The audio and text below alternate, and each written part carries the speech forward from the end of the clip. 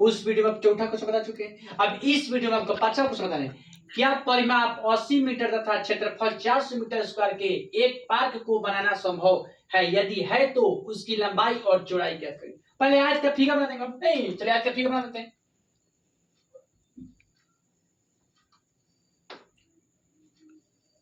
पहले बाबू आज का फिगर बनाए, इसको ए मान लो, इसको बी मान लो, इसको सी मान लो, इसको डी मान लो। आज बना दिए। नहीं लिखेंगे बाबू कि माना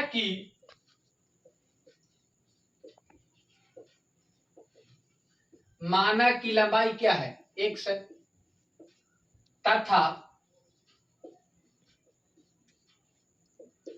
चौड़ाई क्या है, y है।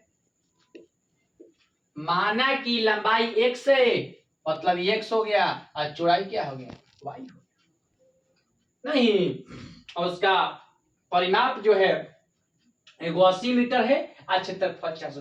पहले बाबू आयत का परिमाप निकालेंगे, इसके बाद जब निकाल लेंगे तो समीकरण निकल जाएगा, फिर आयत का क्षेत्रफल निकालेंगे। नहीं दूसरा समीकरण निकल जाएगा। तो लिखेंगे बाबू कि आयत की परिमाप बराबर क्या होता है। अब 5 क्लास में पढ़े हुए हैं कि आयत का परिमाप बराबर होता है बाबू 2 कोष्ठ लंबाई जोड़ क्या चौड़ाई। नहीं ये पढ़े हुए हैं, पांच क्लास का मैथ है। नहीं ये 5 क्लास के में पढ़े हुए फॉर्मूला कि आयत की परिमाप बराबर होता है फॉर्मूला 2 कोष्ठ लंबाई जोड़ चौड़ाई कोष्ठ में। नहीं अब बताइए बाबू, अब क्या होगा, 2 कोष्ठ लंबाई क्या माने हैं, x माने हैं तो x लिख देंगे, और बराबर क्या है 80 दिया है तो 80 लिख देंगे। नहीं अब लंबाई माने हैं x, चौड़ाई माने हैं y, बराबर क्या हो जाएगा 80। इतना बात समझ में आ गया। अब चलिए 2 से क्या हो गया कट गया 40 बार में। नहीं तो क्या लिखेंगे कि x प्लस y बराबर क्या हो जाएगा 40। तो इसलिए x बराबर क्या हो जाएगा 40 माइनस y। समीकरण क्या हो गया बाबू, बोलो इतना बात समझ में आ गया। अब चलिए अब जब आयत का परिमाप निकाल दिए तब क्या करेंगे, आयत का क्षेत्रफल निकालेंगे। चलिए आयत का क्षेत्रफल निकाल देंगे।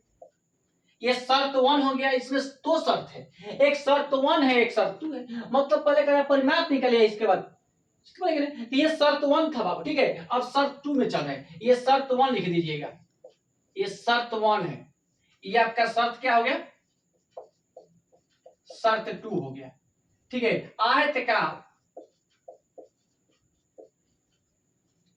आयत का क्षेत्रफल बराबर होता है बाबू लंबाई गुना चौड़ाई। आयत का क्षेत्रफल बराबर होता है बाबू लंबाई गुना चौड़ाई। इतना बात तो पता होगा आपको। आयत का क्षेत्रफल बराबर होता है लंबाई गुना चौड़ाई। नहीं अब बताइए तो लंबाई क्या माने है बाबू, लंबाई है x गुना y बराबर क्या है, क्षेत्रफल कितना दिया है 400 मीटर दिया है। नहीं चलिए अब क्या करेंगे बाबू, x गुना y बराबर क्या 400। समीकरण नंबर क्या हो गया, समीकरण नंबर 2 हो गया। नहीं तो अब क्या करेंगे बाबू, अब समीकरण नंबर 2 जो है उसमें x लिख कर मान रख देंगे, लिख देंगे कि समीकरण नंबर 2 जो है, समीकरण नंबर 2 में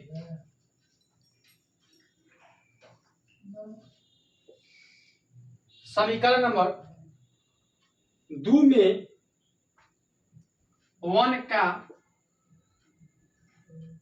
1 की x का मान रखने पर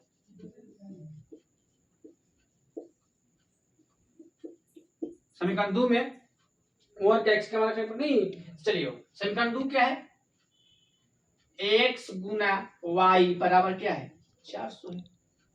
x गुना y बराबर क्या है 400। तो बताइए x का मान क्या है 400, x का मान क्या है 40 है, तो 40 माइनस y। फिर क्या करेंगे लिख देंगे, नहीं उसके बाद गुना y बराबर क्या हो जाएगा 400 हो जाएगा। नहीं अब चलिए बाबू अभी हम आते हैं,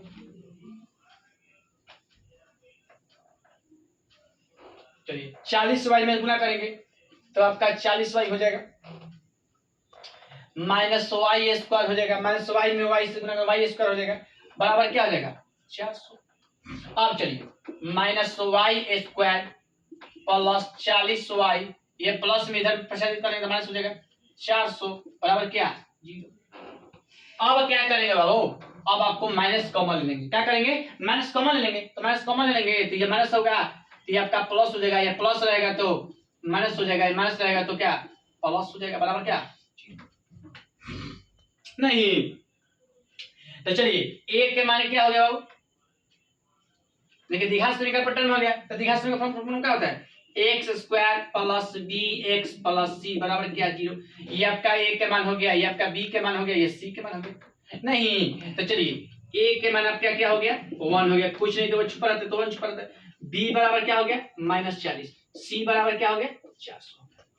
इतना समझ में आएगा। तो बताइए फॉर्मूला क्या होता है, बी बराबर B square minus 4ac, B बराबर बी स्क्वायर माइनस 4ac नहीं। तो चलिए बी का मान क्या है -40 का स्क्वायर माइनस, इसके बाद 4, यहां पर कुछ नहीं है तो गुना, ए के मान ए के मान आपका हो गया 1, सी के मान आपका हो गया 400, तो 400 चलिए 40 का -40 का स्क्वायर तो क्या हो जाएगा प्लस 1600 माइनस, ये भी हो जाएगा आपका क्या 1600 बराबर क्या 0। सी हो गया, मतलब कि डी के मान क्या हो गया 0 आ गया। तो जब बाबू डी के मान 0 आ गया तो क्या होगा, इसका अस्तित्व भी हो सकता है, इसका कोई हल भी हो सकता नहीं। लिखेंगे कि इसका हल क्या होगा नहीं। चलिए बाबू इसका हल होगा, यही क्वेश्चन कर रहे हैं बाबू, ठीक है। ये भी क्वेश्चन वीवीआई है, ठीक है, ये भी क्या है वीवीआई क्वेश्चन है। आप इसको बढ़िया से बना लीजिएगा, ठीक है, कॉपी पर, ठीक है। पहले इसको आयत का फिगर बनाना है, आयत का फिगर बनाने के बाद अपन जो कहेगा जो अपन कर लेंगे। तो एक्स और वाई के मान नहीं, तो आपको कह रहा है कि है तो उसकी लंबाई और चौड़ाई ज्ञात कीजिए।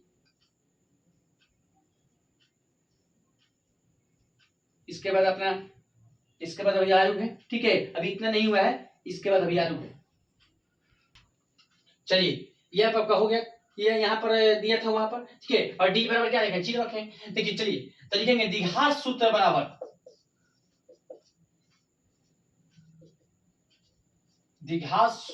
क्या होता है formula -b plus minus root D और बाटा क्या नहीं। इसी पे बाबू अभी फॉर्मूला सिद्ध होता था -b बटा a और c बटा a नहीं। चलिए अब क्या करेंगे बाबू -b प्लस माइनस लिख देंगे, प्लस माइनस मतलब दो हल ही है। अब चलिए डी के मान, रूट डी के मान क्या है 0 है तो 0 लिख देंगे नहीं, डी के फॉर्मूला इसका नहीं।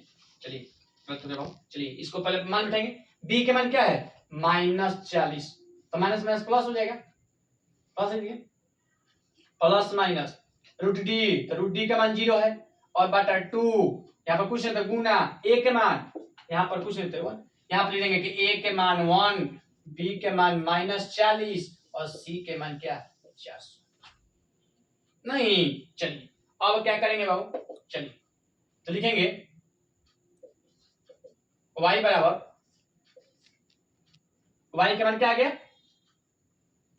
तो 40, ये आपका प्लस माइनस 0 और बटा क्या, तो क्या हो जाएगा y बराबर 40 और बटा 2 हो जाएगा, 2 0 से खत्म हो गया नहीं। तब क्या हो गया तो 20 आ गया नहीं। एगो y के मान आ जाएगा बाबू फिर 40 और माइनस 0 और बटा 2 नहीं, 2 गुना 1 लिख दो नहीं, तो y बराबर क्या आ जाएगा 40 बटा 2 बराबर क्या हो जाएगा। देखिए तो y के मान क्या आ गया, मतलब लिख देंगे कि y के मान आ गया 20 एक 20 20 आ गया। लिख देंगे कि इसका